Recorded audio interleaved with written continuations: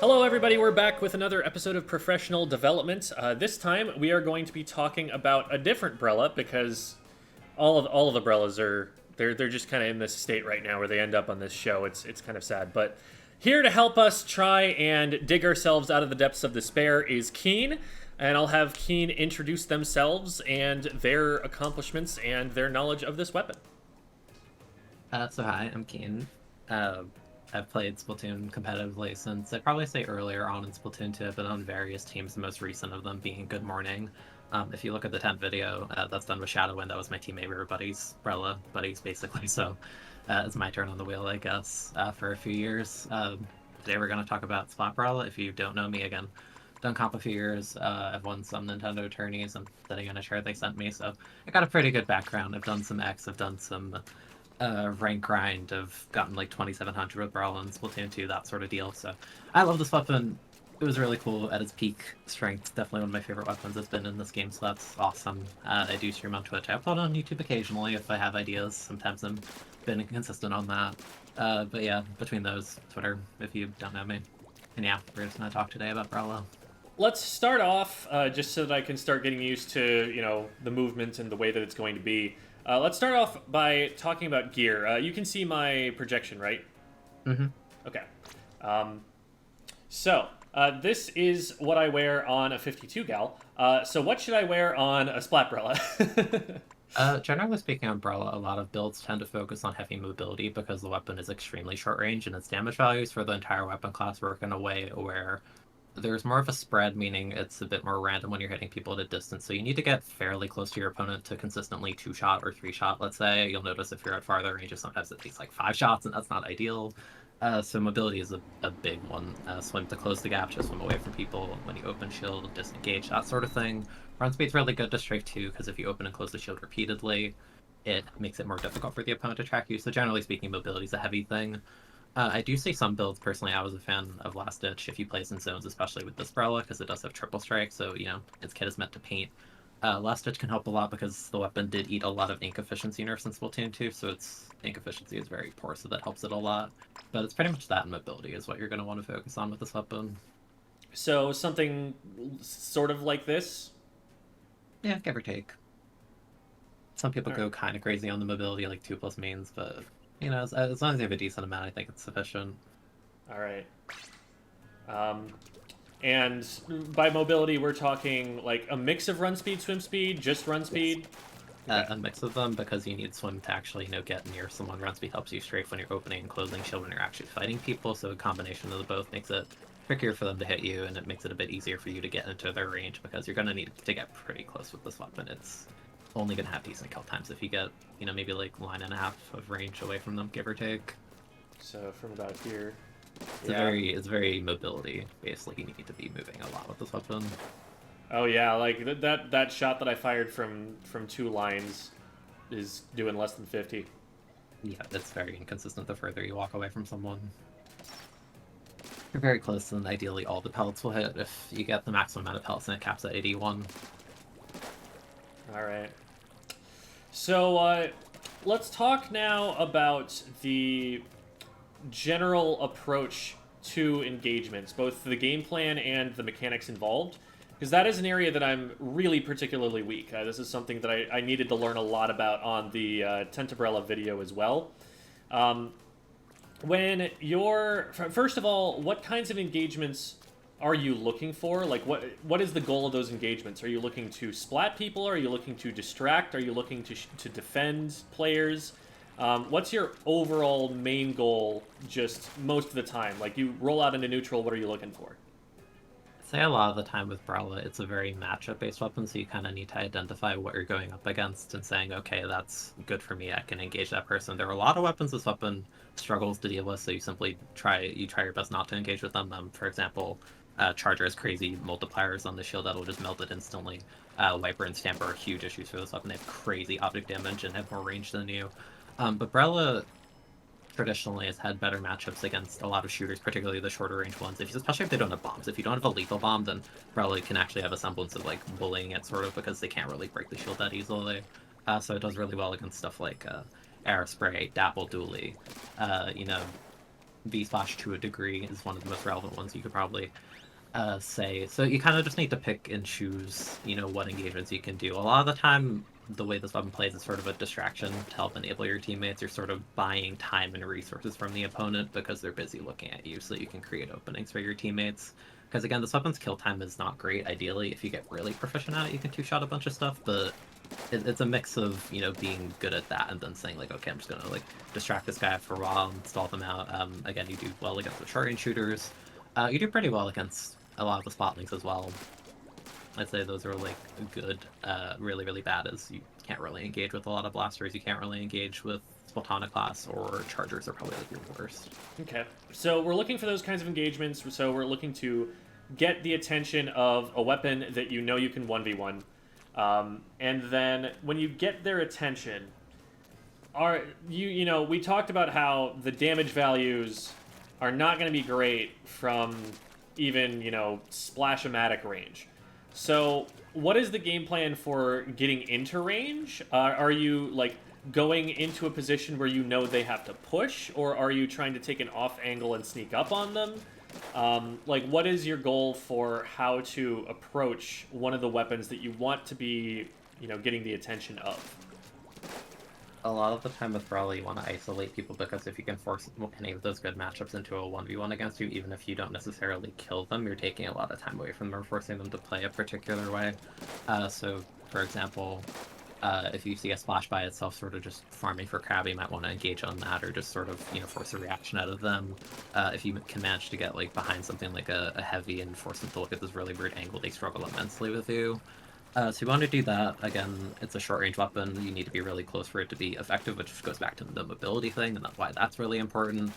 A lot of the time, you kind of want to not be running everywhere necessarily, but you want to be constantly like looking for those sort of openings and saying like, okay, I can go annoy this weapon, or I can go take a fight with this guy, or I don't even think this guy knows I'm there. So then, what Brella is pretty nice at is if you're getting really good with the two shots, you may get an important kill, right? You get one, and then you have the numbers advantage, and then from there you can stall for your teammates to sort of push in further off of that. That's definitely one of the great aspects of Brella when it's performing super duper well. Yeah, it's one.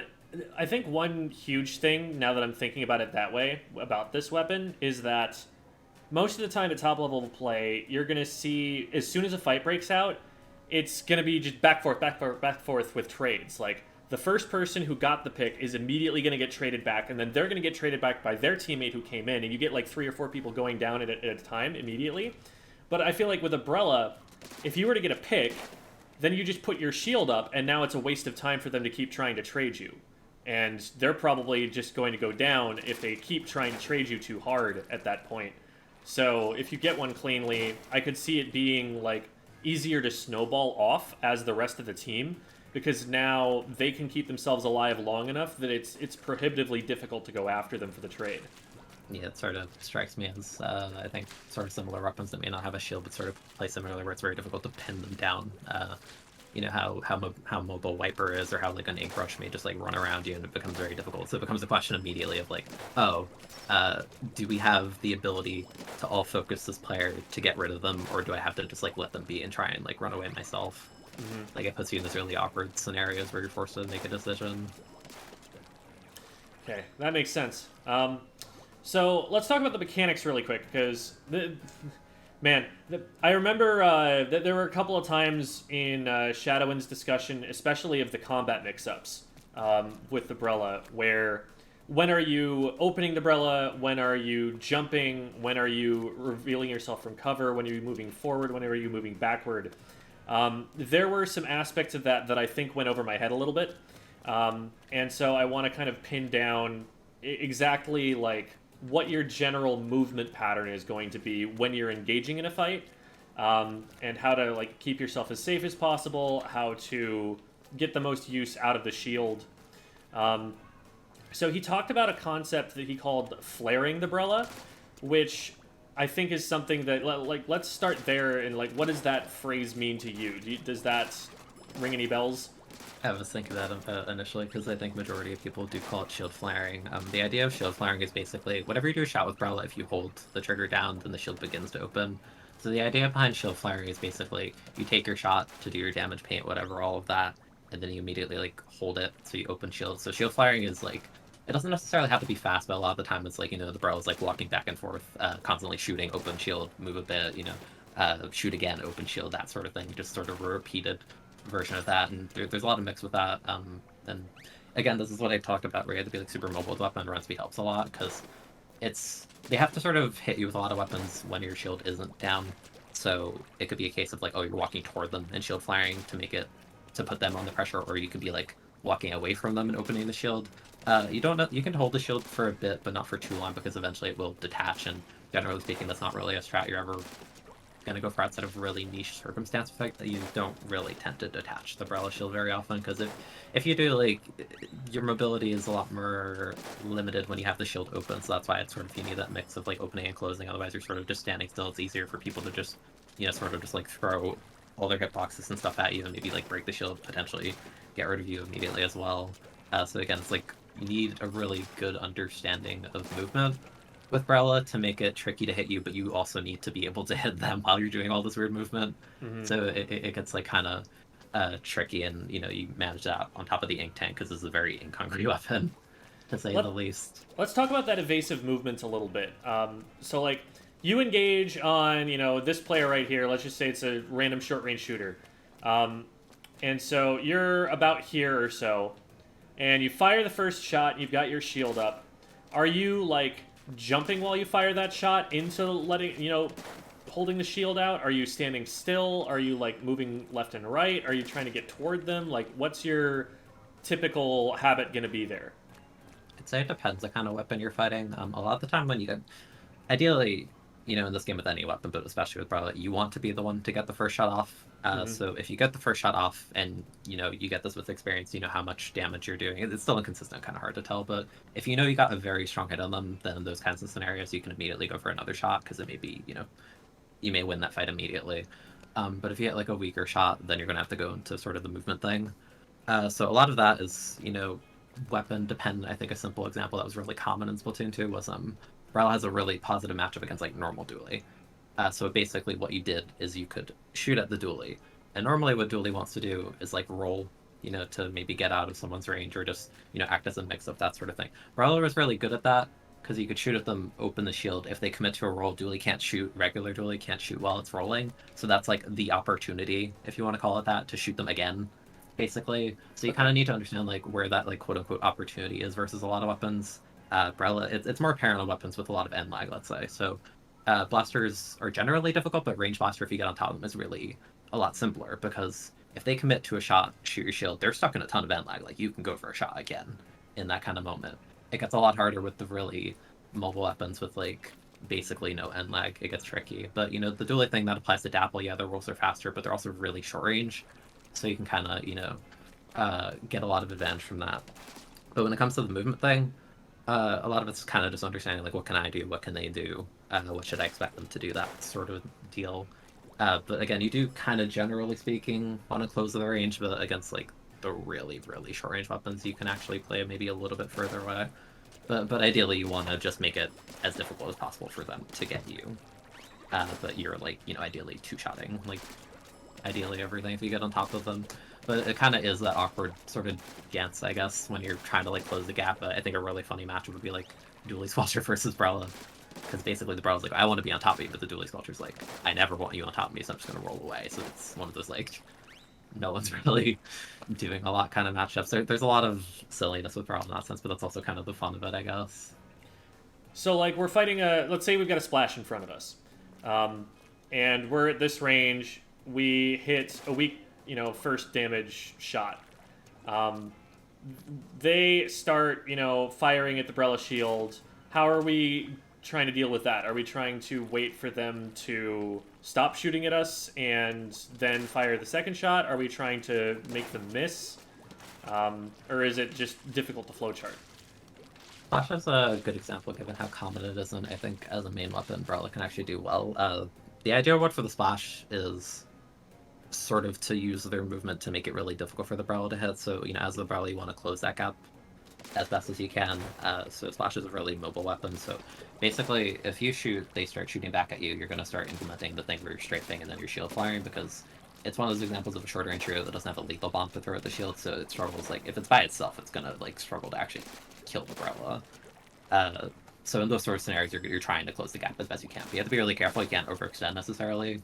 Because if you stand still the whole time, they might just swim to the side of you, make it really awkward for you. Or if you are sort of just approaching them while like opening and closing shield repeatedly, maybe their teammate just like walks in and helps them out, that sort of deal. But I figure you also probably run out of ink if you take too long. Yeah, you can't take too long either. It's really dependent on the situation because Splash is definitely a weapon. If you get on top of it, you manage to like close that gap. It's really really good for you. But it's just a matter of like you need that moment to be like perfect. Otherwise, the Splash is most likely gonna get away from you. Okay. So maybe what we can do here. One quick question: is there so? Let's say that you hit a shot on someone, they run away from you. You want to continue the engagement. Maybe you've got them cornered and they're running into that corner or something. Mm-hmm. You hit someone like this. Are you going to like try and jump into the next shot to shield flare? Or are you just going to like swim up grounded and put the Brella shield up? Like, does jumping play into the combat movement at all?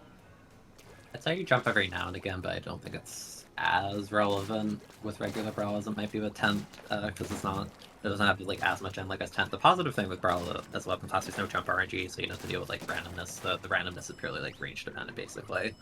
Okay. So sometimes you do, but I wouldn't say you want to overrely it because it is a thing. If you jump up, you're gonna have to come down. So they might roll a bomb behind you in the meantime, or they might pre-fire you, like aim where you're gonna land, basically. So I'd say like it's a nice mix, but don't get too crazy with it. Most of your movement's basically gonna be open, close to shield, being tricky to follow with your strafe, like going left and right, back and forward, and a lot of it's just because it's ink hungry. You're gonna want to like recognize when you like take shot.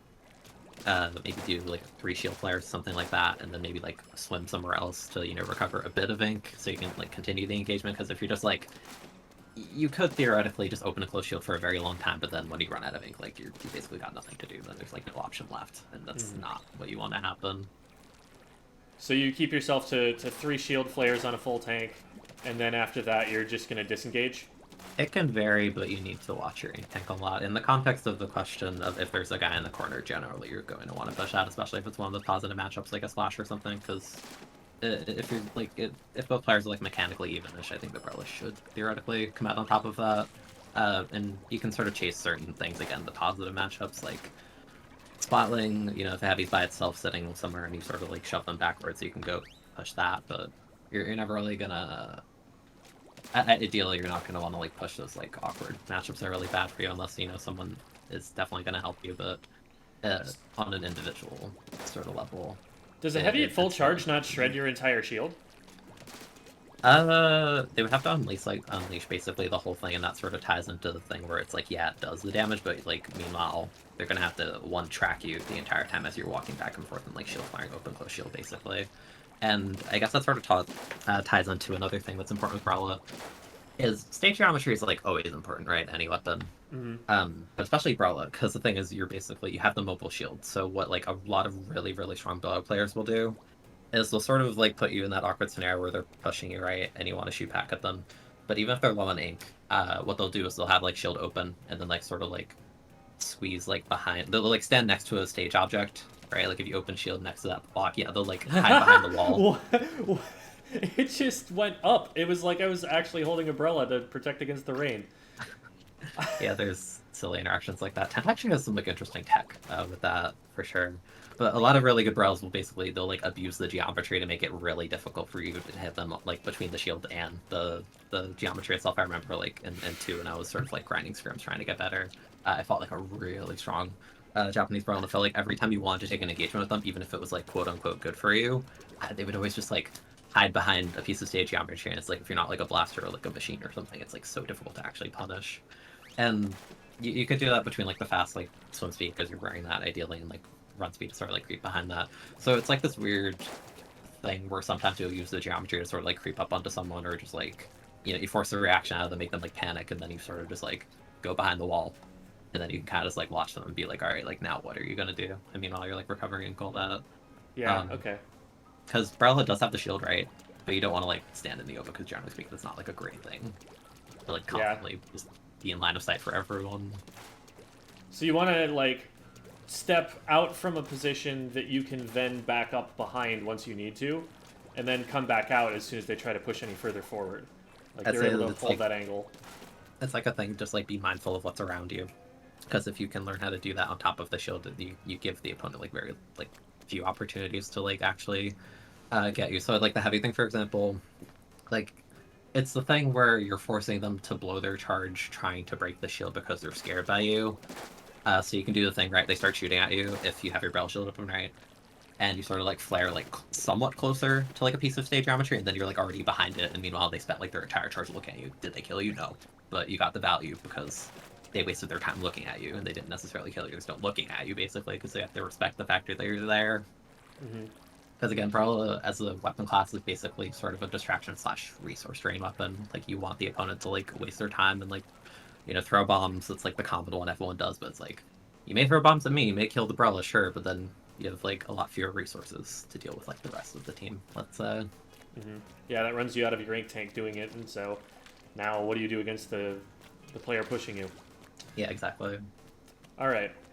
So I think what we'll do at this point is let's go into a game, and then we'll see how I screw everything up, and we'll be able to talk about those specific mistakes that way.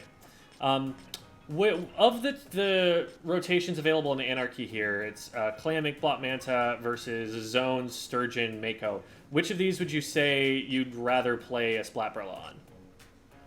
That is the tricky thing with the only Brella kit that we have right now, Sprinkler Triple Ink Strike.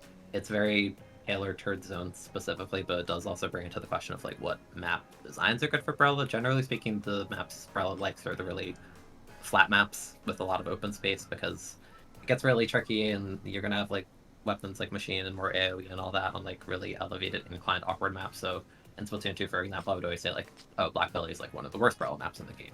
But then you would have maybe like a more flat map, say like Snapper. Yeah, generally speaking, the flatter a map, the better, because it makes it more consistent for you, and the opponent has like fewer options to sort of play that geometry. Then, because like meanwhile, you think like playing Brawl on something with Black Belly where there's like an elevated top right, it's really bad because if they're up there and you're down there, you can't hit them and they hit over you. It's really bad and just not great. So I'd say it's like the mix, right? Because like you want to play Brawl on zones, but I think actually the series rotation has better maps for Brawl because they're more flat. Yeah, that's what I was thinking based on that description. We'll go for that, and we'll see if we can win this ticket. All right. So like going into this, it's really good to look at the enemy comp and see what sort of stuff they have and sort of say what's good or what's bad for you. So going off what we talked on earlier, I would say fighting something like a Sploosh is pretty good for you, right? And 96, it's a shooter, it's longer range, it does pretty good damage to Brella ship, but it lacks a bomb or anything like that. And it is a bit of a slow weapon. So yeah, like the guy looks at you, your teammate shoots them, that kind of thing. That's ideal. But then meanwhile, like Octopressure is a weapon you do not want to interact with Umbrella because like every kind of like angle to play is like bad for you. Like the guys above you are under them. You kind of just have to, not really engage with them. You need help with those kinds of things. Do you agree with the jump out there, or do you think I could have stayed in there? I felt like we were outnumbered, and being out of ink that hard, it was going to take a while before I could get back in, but I don't know if it was necessary to jump. I think you may have been able to get away with it, given how far the Octopush was, if you could have backed up maybe like the right side, but I wouldn't say the jump was like bad necessarily either. I'd say I forgot that this is the one map where you can flank around the right here, so I threw all my tri-strikes, and I was like, wait a minute, you can just go past those. I keep... Okay, we got it. Now I'm going to actually come up on the right and stop them from going there. Man, ever since Splatoon 3, I've just forgotten that is even a flank route that was ever in the game in the first place. Yeah, because it's only available in Flammable. It's on zones. It's never been there on TC. They removed the block. In Rainmaker, it's possible, but you need to do the new checkpoint instead of a block. The Clampets is the one mode where you can just definitely like get behind people like that. Weapons like Threshold to do stuff like that. But I do say I like this map because, it is the thing where it is a bit flat. in the first place. But there's also it's a really good map for the example of like using the stage geometry. Like I don't think it'll be like super relevant in Clan Blitz compared to something like Zones, but like the top middle of the map, that big massed area, was like one of my favorite places to be into. Because not only you may be short range, you don't get a vantage point, but it's sort of the thing if they try and push their side, they might not know you're there, and you can kind of like catch them, and then the grates are an awkward place to hit a weapon like that, especially. I'm thinking I'm having a problem of staying in an engagement for too long, and just running out of resources to hold it. Mm-hmm. A lot of that will come into the thing that I mentioned, where you need to be really mobile. You can't stand still too long, so holding shield can be good forward an opponent, but like you generally want to be like moving a lot. So it's the thing where it's like you see the guy, you open the shield right. I should have turned the shield right. In that scenario, well, that's awkward because the block hit over you, but like in that scenario, it's like you open the shield and then like immediately like you just like close shield and just like swim backwards, because you don't want to feel like you're locking yourself into a position by opening shield, because you can just like swim immediately out of it like while having it open. Okay.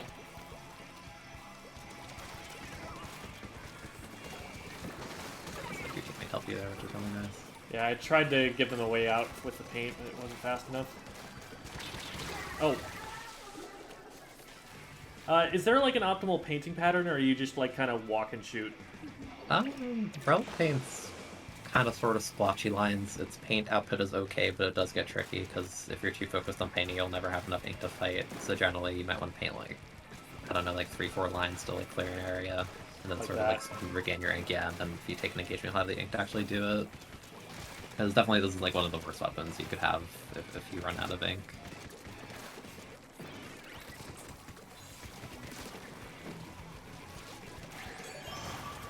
Well, okay. Guess I'll die.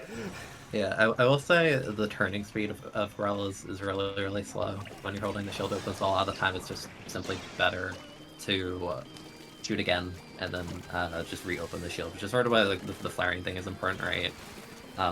Because you're like constantly repositioning like where your ship might be. So it's like, oh, I'm pointing at a guy in front of me, like do that, move a bit, shoot again, then maybe to the like 90 degrees to the right or something.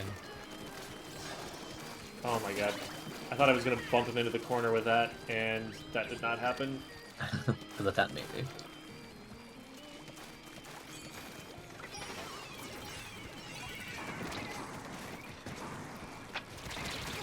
Oh, that was... Okay. Well. I like the idea. It's just... It's tricky sometimes because it's like, if you don't know what weapon it is, then something like that might happen. Mm-hmm. I feel like I haven't talked about the kit too much, but I say it's catered to zones because it's a very like paint output heavy kit for sure. Though it's sort of thing. Sprinkler costs like 60% of your ink tank to throw, so it's like really expensive. So you generally are gonna be throwing it like a ton. And probably can't be camping jumps with it, huh? Not really. Brella's not super great at that. Like the best you can do, like quote unquote, is like maybe put a sprinkler on the landing and then like get the strong hit on it. But like yeah, it's not like a Sultana or anything where you can just like very consistently guarantee the punish on it. Like Brella's historically struggled with that, especially kits that don't have like lethal bombs. The best thing you can really do is sort of kind of be that resource drain, like get the initial hit on it and then like have the shield open if there's a follow-up. But obviously like that kind of stuff is like really difficult to do in solo queue because it's not like an environment with the communication for stuff like that. So let's say that you're, my coach right now. You look at the game I just played. What is it that you're giving me as a goal to work on for the next game? Be more willing to put the shield down and do movement instead of trying to turn the camera so much with the shield open, because the thing is, a weird aspect of Brella is you can turn the camera as fast as you want, but there's like a set speed that the Brella, so like you could like open the shield right and like flip your camera around. You see how it doesn't actually follow your camera? Because of that, you're gonna need to do the thing where you like let the shield close, shoot again, and then do it. So it's like you can shoot in front of you, open the shield, and then immediately like turn the camera the other way after, right? You see what I mean? Like you can cover like more directions more quickly. Okay. I also think on Manta, it's pretty strong to sit on the elevated part of the map, depending on what weapons you're fighting. Sort of like on that mask, because you can paint and sort of sit there. So probably more on bunker than on the grating, though, right? So you don't get shot up from underneath the shield. You can kind of just sit bunker, and if someone goes top, then you can sort of do the thing where you like shoot at them open shield to engage and sort of like force them to either like drop or maybe finish them, that kind of thing. Okay. Like Brella's ideally, it's sort of the thorn in your side when the opponent says I want to take an area of the map, and Brella's like kind of dissuading that until you actually like force it out somehow. Not liking the way that everyone else launched out before me on my team. Well, that was a game that happened. So this game looks a bit tricky. I'd say your good matchups are definitely the Tetra and Mini, because both of them struggle a bit to deal with the shield, but you want to ideally not engage with the Viper, because the Viper is like one of the hardest matchups this weapon can face, for sure. I'm just going to try and zone them out of the fight with paint. There. Yeah, your teammate got it. Yeah, that's great. That's the thing with Brella. Even if you can't take the fight, you can still contribute to it in some way like that, like painting over someone. That one, I hit the shot that killed them, and then the shield went up, and they still shot me through it.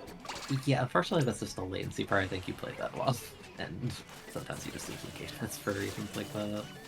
Oh my god, that shield was clutch. Ah, the wall the multiplier on Splatana is insane. Like, it is so difficult. They also outrange you, and it's a lightweight weapon with very little end lag, so, like, it is so difficult to do much of anything about them. That's this weapon. I was so proud of my teammate for the wall they put for me. That was brilliant, and I didn't do anything with it, but I just wanted to go known. Oh my god! I just wanted to be known that they did a good job. Yeah, you bought some time, which is nice. That's a Kraken. Actually, you're not a tent, so you can't do the silly thing you see in Twitter videos where the tent like clips the Kraken out of bounds. You don't get the punish after the Kraken end, which is good. Roller's like one of those weapons. If you get the jump on it and paint around them, you can like sort of bully them as Brella, for sure.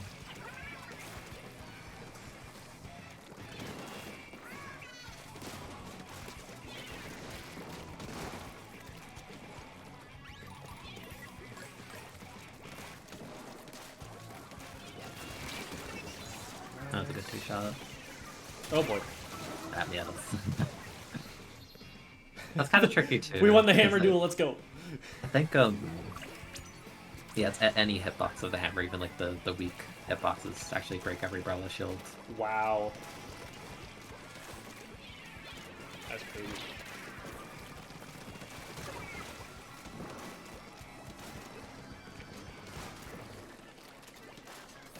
Brella really likes the grades, it's surprising to me.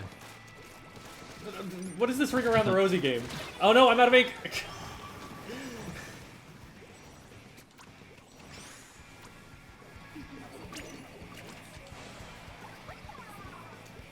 There's a roll around me. At that time the wall was not properly placed to save me. Yeah, the best you can do is like turn around trying to open shield on the landing. Because it is kind of hard to punish Brella on jump-ins, but I think they probably would have gotten you anyway because they have the angle above you. Yeah, I definitely should be thinking to do that more. Yes. I would say it's the hardest weapon to punish on jump-in as opposed to like, like a dually or like the Splatana dash, but yeah, Brella's options, just all its jump-ins against a lot of things, which is nice. Better than nothing.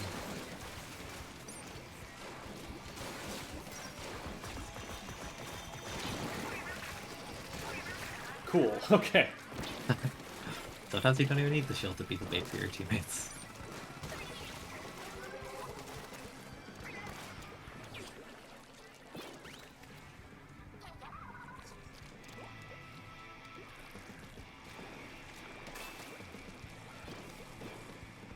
It's so awkward. I know where this splatling has been going, and I just like can't always do something about it. Yeah, that's sort of the con of being such a short range weapon. It's difficult to actually close the gap sometimes. Like punish things, especially. Well, the Tetra fight looked like a pretty nice one, but unfortunately the hammer came in.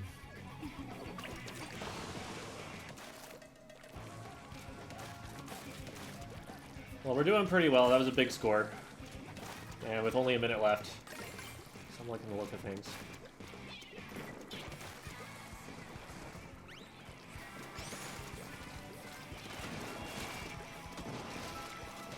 I'm not surprised that they dropped.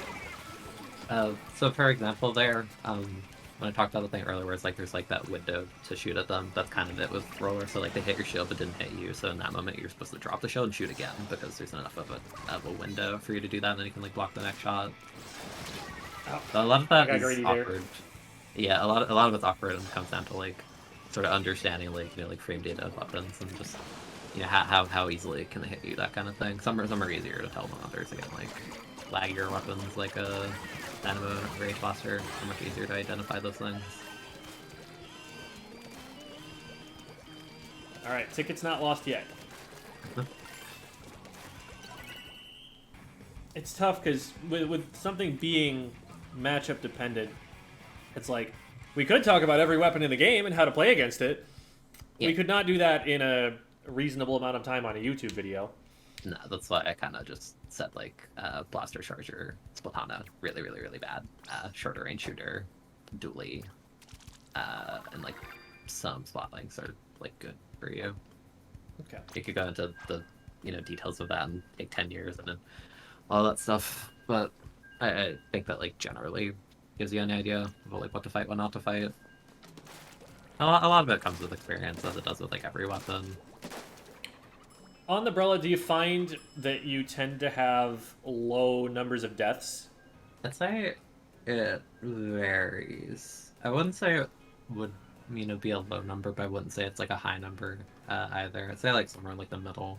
Like it's okay to die like maybe like 7-8 times. Okay. But you're not gonna have like those like crazy like wiper Ks of like, oh yeah, like 23 and 17. Yeah. Brow's definitely one of the trickier weapons to sort of gauge that, because your K may not necessarily look good, but you can be doing a lot more than it says. Like, I felt like when Tent was first becoming good in Splatoon 2 was sort of like the start of that. Maybe not the start, but sort of reminding people, it's like, yeah, the Tent on paper got like 3 kills, right? But they had beacons up the whole game. They got like 7 bubbles, and they like caused like 4 pushes. Like, it's value. Mm-hmm.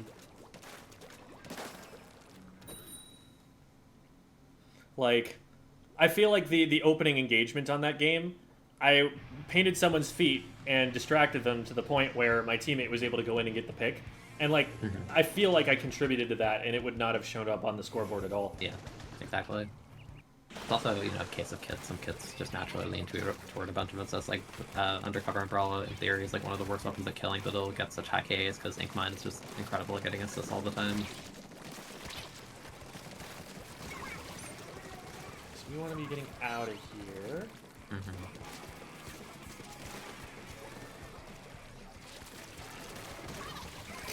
I didn't even hit them. The presence was known.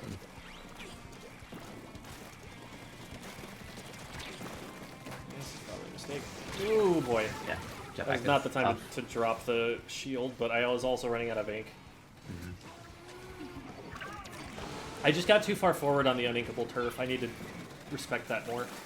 It's sort of the thing where you have to either commit or not, because if you committed all the way past the ramp, you could use the wall in your favor, because then Spot needs to like sort of peek the corner to get you. But then they pop jetpacks, so that would no longer hold true, but the idea is there.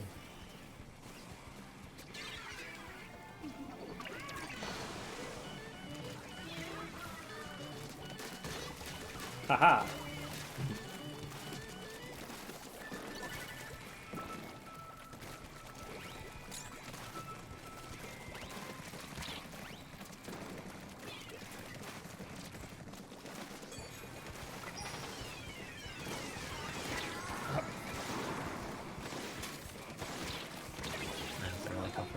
Back in Splatoon 2, they buffed the multiplier each has Umbrella weapons by like a lot. I forgot what it's a lot.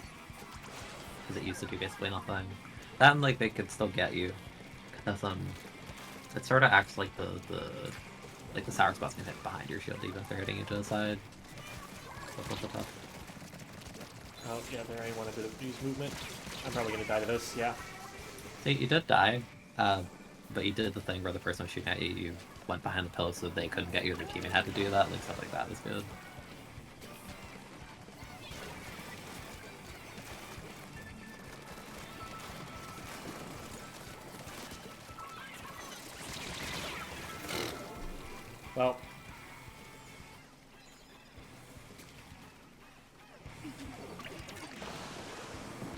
Considering how much control they've had, I am happy that they have scored as little as they have so far. Yeah, it feels like they should be really defensive. That's unfortunate. I don't think they know that The person's up there. there's someone behind us. Well, it gives you the opportunity to try and engage it. Yeah, so you sort of like... You get what I mean. It's like you shot, you open the shield, you like close the gap a bit more, that sort of thing. Like that's like the idea. It's just really hard because you have to be super proficient. Mm-hmm. And I needed to keep my shield up for a little bit longer there. Instead of going for the second shot, they just had too much time.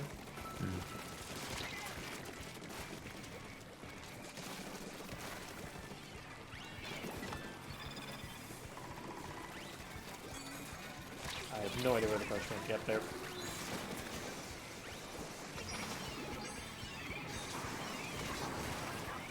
Cool. Can't move forward into that. Move this up real quick and back away. The regen time is also quite long on shield. I think we're gonna have to sit there for like, I think it's like 6.5 seconds for the shield to regen. If it either breaks or gets detached, that's a very long time. Yeah, that's more than half a respawn. For perspective, they nerfed Head's shield regen a little bit toward the end of S2. It still regens faster than regular Brella. Ah, shoot. Got the trade. I was hoping we could keep the push going. Like, if my teammate stayed alive and I get that player, then it's a 2v1. Maybe we can get a clam. Yeah, because he could start. We need to score at some point here. Could start taking the 1v1 on the last guy.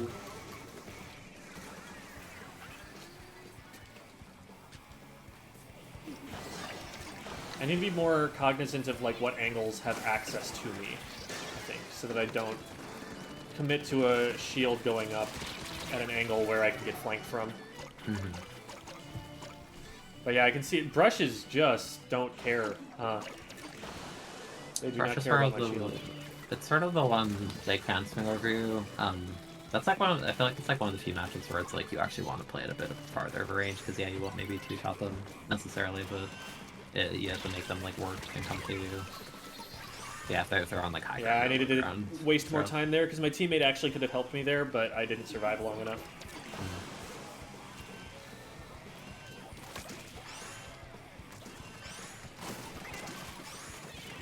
Literally just gonna launch shield like a tent right now. Okay. I mean, hey, sometimes it works. I feel like I get it, and that it just doesn't work. Yeah, that's also a unfortunate reality. Like, there are definitely a lot of ways that I could be playing this better, and there are definitely some times that it's working, but also just, there are too many 1v1s that are too bad. Yes. I'm like, in the last match, yeah, the Mini's main weapon is a really good matchup, but then it just pops hammer and doesn't care about my Brella shield anymore. Yeah, And I guess off most of the specials kind of destroy Brella, either literally or just, yeah. Like, hammer destroys it, inkjet destroys it. Like, a lot of specials that aren't even, like, high priority specials just don't care. And Yeah, then if they've the got any kind of over-the-top weapon, any kind of, like, slosher, roller, brush, all of that can hit me. Blaster. Oof. It's like, tough. it all ties together, especially with Splatana, because, you know, you combine all the elements, right? It's a lightweight weapon, it outranges you, crazy shield damage, insane frame data. It can throw a torpedo behind you, but disrupts the entirety of what you want to do, and it has hammer. It's like everything you don't want to deal with. Yeah. Oh my goodness. And like when you look at a weapon and you're like, oh no, it has hammer, like that also says something. Yeah. But really appreciate the all of the insight here. I feel like I have a much better idea of how this is played. You know, I'll definitely need some work on it for sure, but I think conceptually it makes more sense what I want to do, what I'm worried about, etc. One question that I've been asking everybody is, let's say you have to pull out tier maker right now, make a tier list on the spot. Where are you putting the Splat Brella? Are we rounding every, like, map mode together, just averaging? I'm Yeah. guessing. What kind of lettering system are we doing? Like S to F, or what are we talking? Like mid, low, bottom, mid, or something like that. Rough idea. Or if you think it's at one of the extreme ends, then maybe like top three in the game, bottom three in the game, something like that. Ah, I would say probably low, but on the cusp of bottom, but not quite, because it's the kind of weapon where if there's like one patch that's really kind to it, I could see it having relevance, especially with the second kit. I think the thing is, it's a byproduct of how it got nerfed into, on top of having a very mediocre kit in this game that doesn't really offer anything unique to it or synergize with it particularly well, and it all just kind of comes together to make this really difficult to play, but also extremely mediocre weapon. It is a bit of a struggle, but I think it's like, I can call it a low tier, right? But it has the potential to go so much higher, not right now, but in the future with the second kit, and if the main weapon gets like a bunch of its nerfs reverted. This isn't a thing that can happen to an actual player, right? On a super jump, maybe. Maybe. Because that's not a bad kill time right there. Oh my god. It's like it's getting shot by an arrow spray or something. Yeah. Really funny. So like, because like a lot of people, making their tier lists for YouTube videos and whatnot, me included, there's kind of this sort of trend where they'll start off the tier list by just like grabbing all three of the Brellas, throwing them all at the very bottom in their own tier, and then moving on and commencing to make the rest of the tier list. They're just like, let's get the easy ones out of the way. Blip, blip, blip. Yeah, Drop I don't them all blame right, them. right there. They're not really relevant right now for a myriad of reasons. But again, that's why I kind of put the asterisk. It's like, yeah, I can call it bottom tier, but like the second kit potential is there, and they could always just choose to unnerf a lot of the things about it. Or, you might wake up one day and there's a patch and a bunch of the damage multipliers are adjusted, because they did that in Splatoon 2. When Brella first dropped, it was really, really mediocre, but then like really early on, I think it was like patch like 1.3. It was like a massive blow up. The main weapon got like 6 or 7 buffs, and they like reduced the damage that a ton of different things did to it, and like suddenly it was actually relevant. Like it could happen. Do I expect it anytime soon? Not necessarily, but it's like it's just like bottom tier with an asterisk of like just like could go higher. Sort of like the tent thing.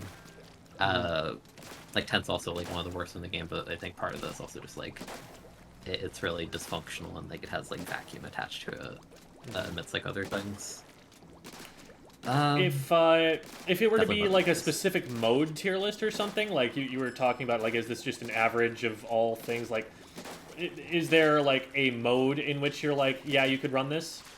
Best mode is zones by far, no question. Between the kit and the main weapon, even in Splatoon 2, that was for like this weapon has historically just been a sense weapon for various reasons. And it's really bad in like a mode like TC, because it's a very like kill based like fast mode. So like the stalling power isn't like good enough to justify it. It's like poor at hitting people on tower, that sort of deal. Combat's is fine.